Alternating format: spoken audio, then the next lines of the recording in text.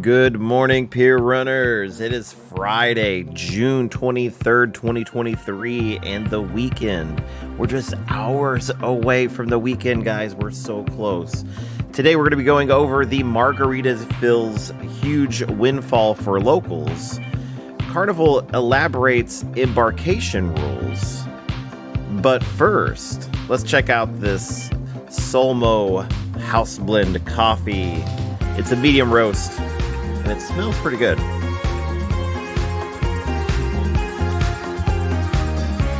All right.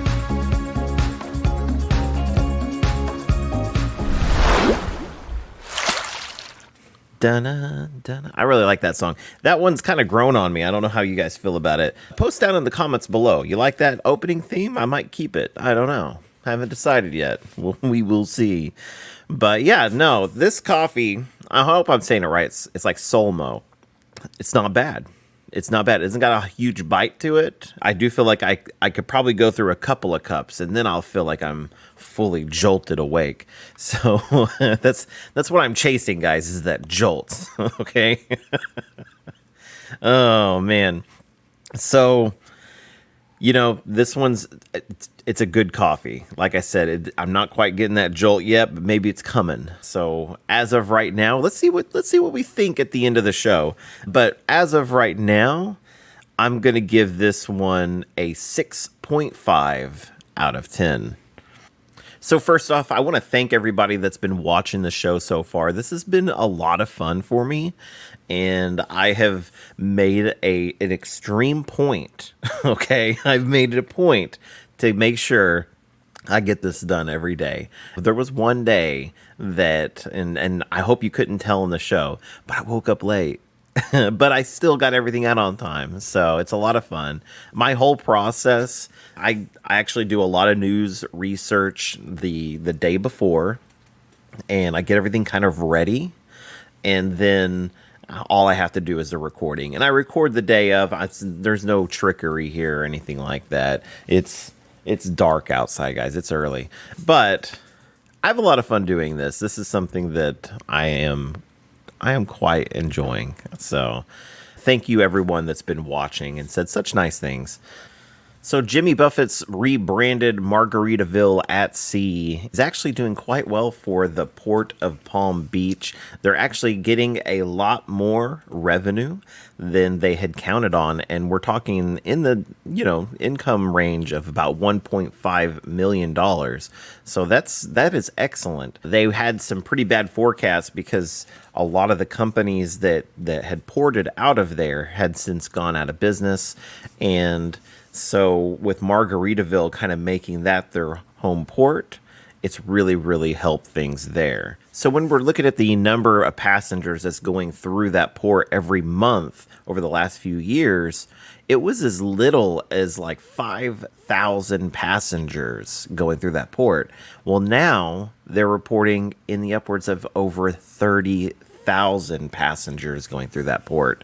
And that's fantastic. Just to see that one small company can actually make a huge difference for this port. Now, they spent a lot of money on the Margaritaville Paradise, and they are, kind of putting together this ship. And I feel like they do have a little ways to go, but it's wonderful seeing this company succeed in more ways than one, more than just their own profit. But how are they helping out, the businesses that they're working with, like the port? So that is quite fantastic.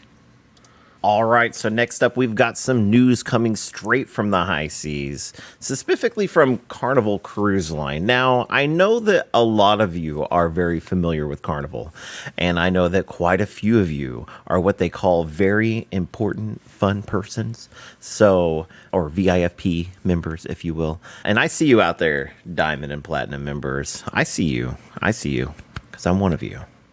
So Carnival's been dealing with a bit of a snafu, a mix-up, if you will, at their home ports that's been causing some confusion about priority embarkation. It got so heated that rumors started flying around that Carnival was removing the priority boarding benefit from VIFP guests and the faster to the fun benefit packages. Can you imagine that? No. let's get down into the nitty gritty of this. So here's the situation. Some priority guests, and I'm talking about folks that have priority, printed in big bold letters on their boarding passes, have reported that they were sent back to the embarkation line when they arrived at the terminal in Galveston. I mean, that's where the Carnival Breeze, the Carnival Dream, the Vista are all calling home. So you can imagine their surprise, right? Well, guests are apparently told to stick to their arrival time window they scheduled when checking in before the cruise, despite being priority guests. Word got around and people started thinking that this was the case for all Carnival home ports. Now, that sounds like a disaster waiting to happen because this is just a rumor and it's spreading like wildfire. But fear not.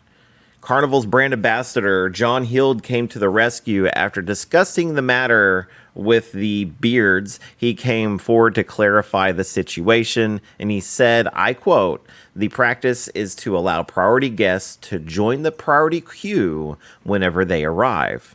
This will be reworded in the online information and reiterated to the home port and embarkation teams." So it looks like there's been a bit of confusion with the wording here, but don't worry, priority guests. You can still join the queue anytime between the earliest opening hour and the hour before departure. They'll also be working on making the designated priority entrance or the embarkation line easier to find at every home port terminal. Now, personally, I will say that I've never had an issue finding the priority line, so I think that that last bit is kind of like unneeded. I mean, have you ever been to a port that you didn't see the whole priority line area and they're checking your paperwork and seeing if you're actually priority or if you can go down that line? Well, I know I noticed it before I became a platinum member because I was always like envious because there was like nobody in that line, and then I was getting this gigantic line. I saw it everywhere. So really, that's the lowdown on all of it. The Carnival priority boarding situation is not a situation, really. There's no need to panic. Carnival has this. They've clarified it, and they're working on making sure that it doesn't happen again. It's kind of crazy how these rumors kick off, and it kind of leaves you wondering, what's going on, and it creates this crazy confusion. Cruise groups, I think, are a hive of misinformation. It's why I try to stay away from them as much as possible now. Early in my cruising days, I loved cruise groups. They were wonderful. Now, if I post one question, oh my goodness, I'll get 400 answers, and like 300 of them have called me names. So I don't get it anymore, guys. I really don't. That was the last of that coffee. I'm not changing my answer there.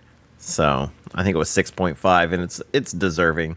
It has not jolted me at all. This is 100% me. So there's no caffeine that's being added to this. So now for our community creator spotlight, we are spotlighting cruising is fun anytime. This is a good friend of mine, Cheryl, and she has been putting out some wonderful, wonderful vlogs and information out there. Just recently, she went to the Juneteenth Festival in Galveston, Texas, and now she's in New York City. She's a very, very busy person.